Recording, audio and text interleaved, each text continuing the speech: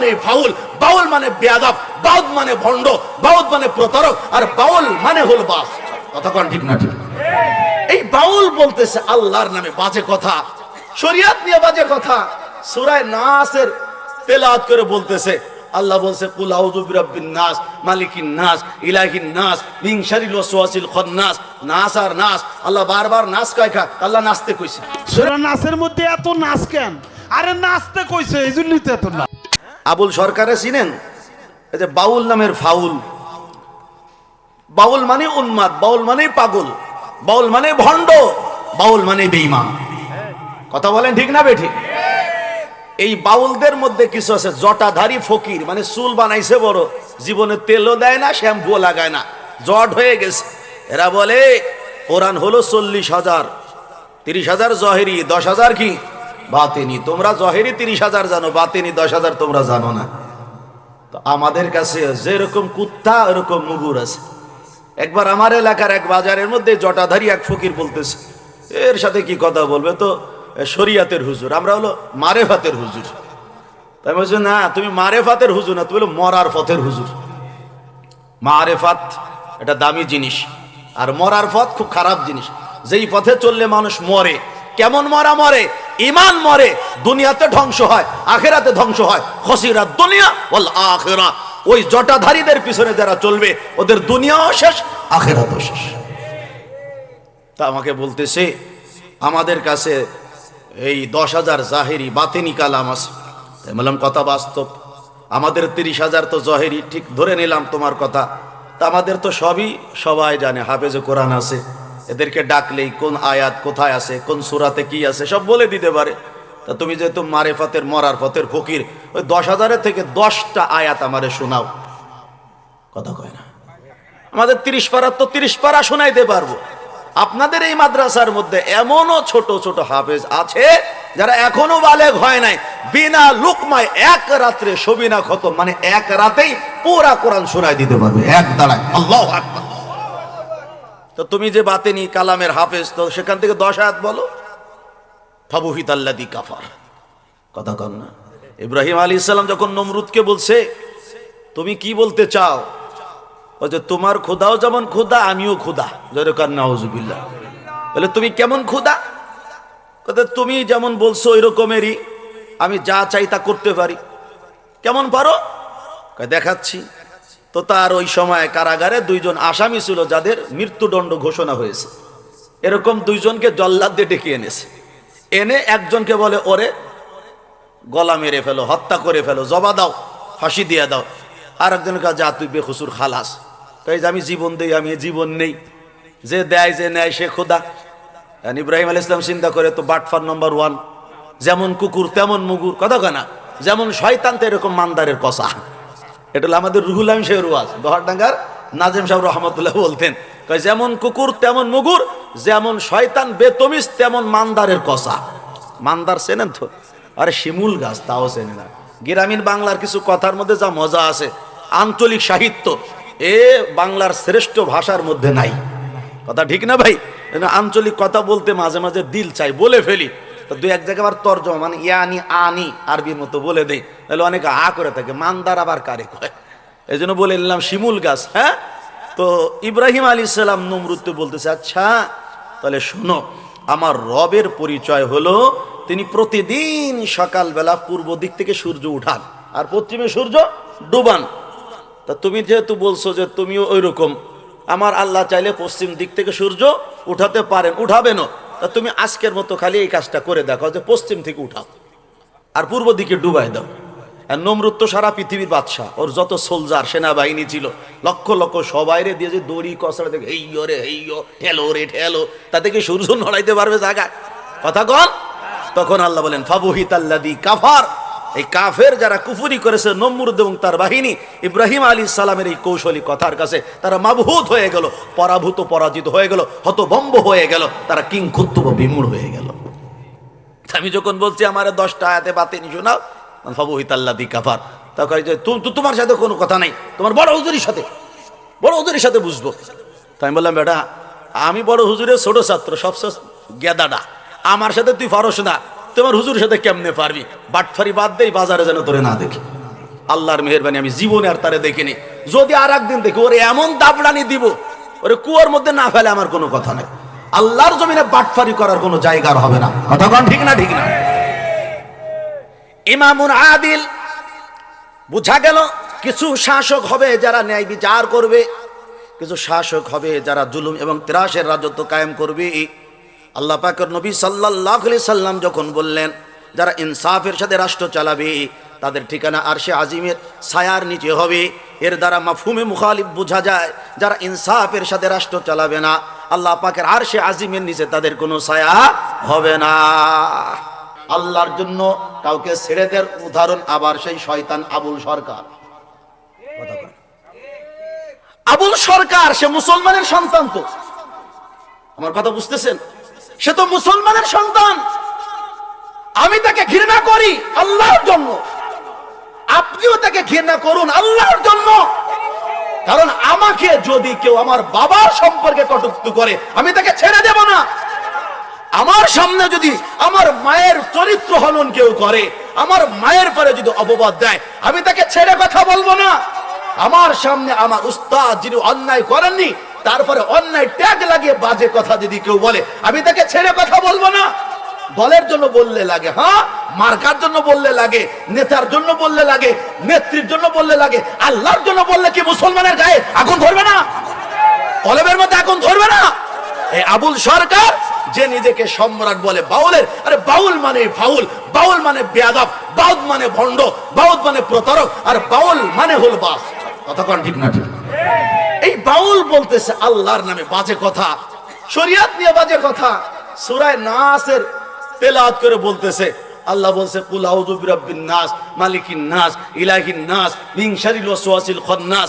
নাস আর নাস, আল্লাহ বারবার নাস কয় কা, আল্লাহ নাচতে কইছে। বাউল মানে ফাউল, বাউল মানে বেয়াদব, বাউল মানে ভণ্ড, বাউল মানে প্রতারক, আর বাউল মানে হল বাস। কতক্ষণ ঠিক না? ঠিক। এই বাউল বলতেছে আল্লাহর নামে বাজে কথা, শরিয়ত নিয়ে বাজে কথা। সূরা নাসের তেলাওয়াত করে বলতেছে, আল্লাহ বলছে কুল আউযু বিরাব্বিন নাস মালিকিন নাস ইলাহিন নাস মিন শারিল ওয়াসওয়াসিল খান্নাস। নাস আর নাস, আল্লাহ বারবার নাস কয় কা, আল্লাহ নাচতে কইছে। জোরে কর নাউযুবিল্লাহ। কোরআনের সাথে বেয়াদবি, কোরআনের প্রতি অবমাননা এইরকম করে যারা করে সে কখনো মুসলমান থাকতে পারে না। বলেন, সে কখনো মুসলমান থাকতে পারে না, সে মুলহিদ, সে মুলহিদ। কথা বল ঠিক না? ঠিক না? বাংলাদেশে যত বাউল ফকির আছে এই বাউল আলাদা একটা ধর্মের নাম, এরা মুসলমান না, এদেরকে মাস্তিতে পাবেন না। আপনি খোঁজ নেন, বাউলরা কিন্তু মাস্তিতে আসেন। এরা রোজা রাখাকে জরুরি মনে করে না, বিয়ে শাদী প্রয়োজনীয় মনে করে না, গাঁজা আর এইরকম যত প্রকারের মাদক আছে এগুলো খাওয়া তাদের জন্য অপরিহার্য, জরুরি। এটা না খেলে তাদের মাথাও ঠিক থাকে না, শরীরও চাঙ্গা হয় না। এই হলো তাদের মূল রহস্য। কথা কন না? আবার তারা খায় প্রেম ভাজা। প্রেম ভাজা কারে খায়? মল, মূত্র, বীর্য, রজত, শ্রাপ, এতগুলো নাপাক দ্রব্যের একসাথে মিশাইয়া একটা জিনিস বানায়, ওইটা খায়, তার নাম দিছে প্রেম ভাজা। তোর নাউযুবিল্লাহ। মল কোন সুস্থ মানুষে খায়? কথা কয় না? ওতে কুত্তায় খায়, গরুতে খায়, শুয়ারে খায়। কথা কন ঠিক না? ঠিক না? প্রসাব এরকম, গরু ছাগলে নিজের প্রসাব নিজে চেটে চেটে খায়। আমি আর ব্যাখ্যায় গেলাম না। এই কাজগুলো সে করেছে বিধায় আমাদের কাছে সে ঘৃণার পাত্র হয়েছে। এমন ঘৃণার পাত্র যে সরকার তাকে গ্রেফতার করেছে, প্রশাসন গ্রেফতার করেছে। আমরা ধন্যবাদ জানাই এবং সরকারের কাছে জোর দাবি জানাই, তওবা যদি না করে তাকে যেন ফাঁসি দিয়ে ঝুলানো হয়। তওবা না করলে যেন তাকে ফাঁসিতে ঝুলানো হয়। আগামী দিনের কোন বাউল যেন কোন মুসলমানকে এরকম বিভ্রান্ত করতে না পারে, গানের নামে শরীয়তের বিরোধিতা করতে না পারে, আল্লাহ রাসূল সম্পর্কে কটূক্তি করতে না পারে, এরকম জোরালো কিছু হোক রাষ্ট্রের মধ্যে। আমরা এটাই চাই। কথা ঠিক না? ঠিক। তাহলে আল্লাহর জন্য ভালোবাসা, আল্লাহর জন্যই ছেড়ে যাওয়া। 4 5 নম্বরে রাসূল আকরাম সাল্লাল্লাহু আলাইহি সাল্লাম বলেন, ও রাজুলুন দাআতু ইমরাতুন যাতু মানসাবি ওয়া জামাল। যাকে কোন সুন্দরী রূপসী বংশীয় নারী কুপ্রস্তাব দিল জেনার জন্য, তো ওই যুবক বলল, ইন্নী আখাফুল্লাহ, আমি আল্লাহকে ভয় করি। সুবহানাল্লাহ। আল্লাহকে ভয় করি মানে আমিও জিনা করব না, তুমিও করো না, কারণ আল্লাহ আমাকেও দেখে, তোমাকেও দেখে। আমারও আল্লাহর ভয়ে যখন জেনা থেকে বাঁচা দরকার, তুমি যে কুপ্রস্তাব দিয়েছো নারী, তোমারও জিনার থেকে বাঁচা দরকার। নিজেও বাঁচে, অন্যকেও বাঁচায়। 6 নম্বরে রাসূল সাল্লাল্লাহু আলাইহি সাল্লাম বলেন, বাঁ হাতে দেয়, ডান হাতে জানতে পারে না। বাম হাতে দান করে, ডান হাতে জানতে পারে না। মানে গোপনীয় দান, অল্প বিস্তর যা দেয় সব সময় তার কাছের যারা একান্ত নিকটবর্তী তাদেরকেও বলে না। যেমন মনে করেন আমি আজকে এই দান বাক্সে 2 টাকা দিলাম, এটা কি বাজারে বলার দরকার? শোনো শোনো জনগণ, আমি আজকে মসজিদে 2 টাকা দিছি, একে বলে? কথা কন না, এ বলার মতো? বড় অঙ্কের হইলে মানুষ বলে না, বলে যে গোপনে দিলেন, এই টাকার কথা কেউ জানলো না, শুধু আল্লাহ জানলো। কথা কন ঠিক না? ঠিক না? ফেরেশতারা যারা জানা তারা জানেই, মানুষ জানলো না, এটা গোপনীয় দান। কোন গরিবকে কিছু দিছেন, কাউরেই বললেন না, বিবি কেউ না, মা কেউ না, বাবা কেউ না। কিছু ইবাদত, কিছু দান এমন হোক যেটার সাক্ষী শুধুই আল্লাহ। কথা ঠিক না? এরকম যারা গোপনে দান করে, আল্লাহ রাসূল সাল্লাল্লাহু আলাইহি সাল্লাম বলেন আরশে আজিমের নিচে আল্লাহ তাদেরকে ছায়া দিয়ে দিবে। সুবহানাল্লাহ। 5 নম্বরে রাসূল সাল্লাল্লাহু আলাইহি সাল্লাম বলেন, শেষ কথা, এরপরই মুনাজাত। মুনাজাতের সাথে এটার সম্পর্ক আছে। নবীজি বলেন, ও রাজুলুন যাকারাল্লাহ খালিয়ান ফাফাজাত আইনাহ, ওই লোক যে একাকী, নির্জনে, নীরবে, নিভৃতে আল্লাহকে স্মরণ করে। বলেন কাকে স্মরণ করে? আল্লাহকে স্মরণ করে। স্মরণ করতে করতে তার হালাত কি হয়? তার চোখের কোনা বেয়ে বেয়ে অশ্রু প্রবাহিত হয়। আল্লাহর স্মরণে, আল্লাহর ভয়ে যেই চোখ কাঁদে, আল্লাহ ওই কান্নে ওয়ালা চক্ষু ওয়ালাকে জান্নাতি পরিবেশে আর সে আজিমের নিচে ছায়া দিয়ে দিয়েছে। জীবনে আমরা শুধু হাসতেই শিখলাম, কান্না আমাদের নাই। ওয়াজেরও বর্তমান মানুষে লেখে ফেসবুকে হাসির ওয়াজ। কথা কয় না? ওয়াজ আবার কি কন? হাসির। মানে কৌতুক মানুষ খুব বেশি কি করে বলেন তো? পছন্দ করে। শরীয়তে হাসা নিষেধ না, দাঁত কেলিয়ে হাসা নিষেধ, হা হা করে হাসা নিষেধ। কথা কন না? তবে হাসির কোন উপলক্ষ হলে হাসবো, আনন্দিত হবে, এটা শরীয়তের অংশ। কিন্তু হাসার থেকে কাদার পরিমাণ কি হতে হবে? বেশি হতে হবে। কি বেশি হইতে হবে? কান্নার পরিমাণ বেশি হইতে হবে। আল্লাহ পাক রব্বুল আলামিন নিজেই বলছেন যে বেশি করে কাঁদো। ফালিয়াদহাকু কলিলা ওয়ালিয়াবকু কাসীরা। কম হাসো, বেশি কাঁদো। আর আমরা কি করি বলেন না? বেশি হাসি, কাঁদি কম। এটা তো আপনারা যারা কাঁদেন। আর অধিকাংশের অবস্থা কি? খালি হাসি, কাঁদি না। খালি হাসি, কাঁদি না। এখন বলতে পারেন যে ভাই আমার তো কান্না আসে না। বলে কান্না আসার জন্য কিছু প্রয়োজনীয় আছে। কান্না আসবে কয়েক কাজ, তার মধ্যে এক হলো মাঝে মাঝে কবরস্থানে যাবে। কোথায়? কবরস্থানে। ওইখানে গেলে কবর জগৎ সামনে আসবে, তখন আল্লাহ চোখ দেখি বের করবে, পানি বের করবে। আবার কি করবেন? মাঝে মাঝে হাসপাতালে যাবেন, বিশেষ করে পঙ্গু হাসপাতালে যাবেন। ওই জায়গা গেলে আল্লাহ পাকের নিয়ামত বুঝে আসবে। ওই কষ্টগুলো দেখলে তখন মায়া লাগবে, দরদ আসবে। কথা কন না? বিশ্বের বিভিন্ন জায়গায় মুসলমান যে মাজলুম, নির্যাতিত, নিপীড়িত, এগুলো চোখের সামনে আনবেন, মুজাকারা করবেন, দেখবেন চোখে পানি আসবে। আর এক পানির কাজ হলো আপনি শেষ রাত্রে জাগবেন। শেষ রাত্রের জাগরণটাই কাদার পরিবেশ। কেউ থাকে না, নীরব।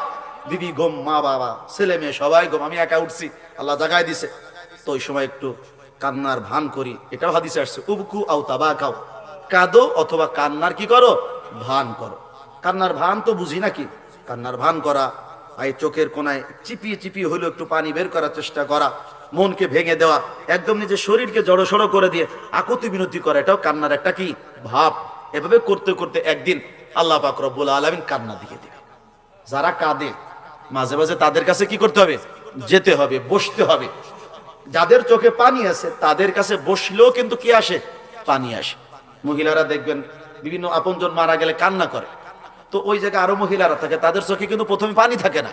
তারা সান্ত্বনা দেয়, আপা কেঁদেন না, আপনার আব্বা মারা গেছে, কাকা মারা গেছে, বয়স অনেক পাইছে, এ তো মরেই যাবে, আমিও মরে যাব। এ বলতে বলতে সেও কখন যেন কান্না শুরু করে দিছে। কান্নাওয়ালাদের কাছে গেলে চোখে কি আসে?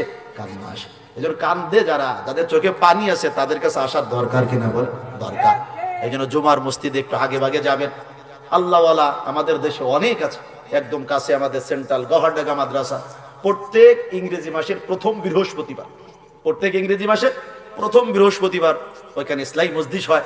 ওই পরিবেশে যখন মোনাজাত হয় সবাই কাঁদে। এই কান্নার ওখানে গেলে আমারও কান্না আসবে ইনশাআল্লাহ, গ্যারান্টি দিলাম, আসবে কান্না। আস্তে আস্তে আস্তে আস্তে কান্না আসবে। যদি কোন রকম চোখের কোণ দিয়ে একটু পানি বের করা যায়, নবীজি সাল্লাল্লাহু আলাইহি সাল্লাম বলছেন 2 প্রকার চোখ আল্লাহ যাদেরকে দিছেন তাদেরকে জাহান্নামের আগুন স্পর্শ করবে না। তার মধ্যে এক চোখ বাকাত মিন খাশিয়াতিল্লাহ, যেই চোখ আল্লাহর ভয়ে কাঁদে। আর এক চোখ যে আল্লাহর দিন প্রতিষ্ঠার জন্য রাজত্ব সীমানা অঞ্চলকে কি দেয়, পাহারা দেয়। ওই চোখ আল্লাহর জন্যই তো জাগরণ করে। কথা বলে না, যেন আমাদের বিজেপি বিডিআর এরা তো সীমান্ত পাহারাদার, ইসলামী সাম্রাজ্যও কি থাকে সীমান্ত, এগুলো পাহারাদারা দিবে, জেগে থাকবে কওম ও মিল্লাতের হেফাজতের জন্য। ওই চক্ষুকে আল্লাহ জাহান্নামের আগুন স্পর্শ করাবেন না। আসুন আমরা কান্নার চেষ্টা করি। এই 7 দলের মধ্যেই এখন থেকে আমার আপনার পণ হোক, কিছু পারি আর না পারি, এই 7 দলের মধ্যে আমার নাম আমি লেখায় দেব ইনশাআল্লাহ। চেষ্টা করা যাবে তো ইনশাআল্লাহ। লম্বা সময় কথা বলেছি, আল্লাহ কিছু বলার তৌফিক দিয়েছেন। ভুল ত্রুটি যেগুলো হয়ে গেছে আল্লাহ মাফ করে দেন, সকলে বলেন আমিন। সহি সহি যে কথাগুলো হয়েছে আল্লাহ আমলের তৌফিক দান করে, সকলে বলেন আমিন। আজকে মাহফিলের প্রথম দিন, স্বাভাবিক প্রথম দিনে শ্রোতা একটু কম হয়, এটাই নিয়ম। দ্বিতীয় দিনে আলোচক বড় থাকে। আর আগামীকালে যারা আছেন মাশাআল্লাহ সবাই বিজ্ঞ প্রাজ্ঞ আলেম। উস্তাদ যে আসবেন, আমার উস্তাদ একদম জিম্মাদার, যার রুমে থাকতাম গহরডাঙ্গার শেখুল হাদিস, আপনাদের মাদ্রাসার মুরব্বী হযরতুল আল্লাম মাওলানা আব্দুল সালাম সাহেব শেখুল হাদিস গহরডাঙ্গা মাদ্রাসা, তিনি আসবেন। ভবানীপুর মাদ্রাসার প্রধান মুফতি ও শেখুল হাদিস আল্লামা মুফতি মুহিবুল হক সাহেব আসবেন। হযরত মাওলানা নাসিরউদ্দিন খান আনসারী, তিনি তো এলাকাতে পপুলার, নিয়মিত আসেন, তাকে তো চিনেনি, তিনি আসবেন। আরো ওলামায়ে কেরাম থাকবেন এবং মাদ্রাসা যারা আছেন ভালো কথা বলতে থাকেন পারেন, তারাও কথা বলবেন। আগামী দিন তো আমরা আসবো ইনশাআল্লাহ, বরং আরো প্রত্যেকে 5 জন করে তাশকিল করে কি নিয়ে আসবো, চেষ্টা তো করা যাবে ইনশাআল্লাহ। আর আগামী দিন বয়ান আজকে যা হয়েছে তার থেকে একটু কি হবে, বেশি সময় হবে একটু, কিন্তু বক্তা বেশি শেষ দিন, এই জন্য আমরা সেই সবরের মেজাজ নিয়ে কি আসবো ইনশাআল্লাহ। ঠিক আছে না ইনশাআল্লাহ? আর একটা দাওয়াত দিয়ে বিদায় নেব। গওহরডাঙ্গা জামিয়া মুজাহিদে আজম আল্লামা শামসুল হক ফরিদপুরি সদর সাহেব রহমাতুল্লাহ আলাইহির সুপ্রতিষ্ঠিত মাদ্রাসা, যেই মাদ্রাসাকে কোলে করে তিনি শুয়ে আছেন চিরনিদ্রায় শায়িত, ওই মাদ্রাসার 90তম বার্ষিক মাহফিল 3, 4, 5 ডিসেম্বর, অর্থাৎ আগামী বুধবার থেকে শুরু, বুধ বৃহস্পতি শুক্রবার। অনেকে এখান থেকে জামাতবন্দি গিয়ে থাকেন বিগত দিনে, এবারও ইনশাআল্লাহ যাবেন 3 দিনের নিয়াতে। তাবলিগের ইজতেমাতে গিয়ে আপনারা যেরকম আমলে জোড়েন, বয়ান শোনেন, আবার ইনফিরাদি ইজতেমাই আলাদা আলাদা ক্ষেত্রে আমল হয়, গহরডাঙ্গার মাহফিলও ঠিক এটা দিনভরে হতে থাকে। এগুলো আমাদের হাতে কলমে অনেক কিছু শিখার আছে, ফায়দা হবে ইনশাআল্লাহ, কোনো সন্দেহ নেই। ওই জায়গাটা আল্লাহর মহব্বতের জায়গা, রোরালে ওয়ালা পরিবেশ, কান্না আসে এমন একটা মজমা। আর যারা জামাতবন্দে যেতে পারবো না, তারা অন্তত ইনফিরাদি ভাবে হলো আমরা গিয়ে বয়ান শুনে আসবো। বেশি তো দূর না, কাছেই তো না, আসবেন যাবেন ইনশাআল্লাহ, সবাই যাবেন, দাওয়াত রইল। আল্লাহ পাক কবুল করেন, বলেন আমিন। আল্লাহ জাকির হুসাইন ভাই চর ডাকাতিয়া বাড়ি, 2টি কিডনি তার নষ্ট হয়ে গেছে, দোয়া চাইছেন। আল্লাহ চাইলে কি না পারেন, আল্লাহর কাছে কোনো ব্যাপারই না। আল্লাহ চাইলে তার কিডনিকে আল্লাহ পাক দিয়ে দিতে পারেন, কুদরতিভাবে সুস্থ করে দিতে পারেন। পারেন না? পারেন না? ভাইয়ের জন্য দোয়া। আরো অনেকে অসুস্থ, তাদের জন্য দোয়া। এলাকা থেকে অনেকে দুনিয়া ছেড়ে চলে গেছেন, তাদের জন্য দোয়া। মাদ্রাসার জন্য দোয়া। সব স্তরে সব মুসলমানের জন্য ইনশাআল্লাহ দোয়া হবে। আস্তাগফিরুল্লাহ আল্লাযী লা ইলাহা ইল্লা হুয়াল হাইয়ুল কাইয়্যুম ওয়া আতুবু ইলাইহি।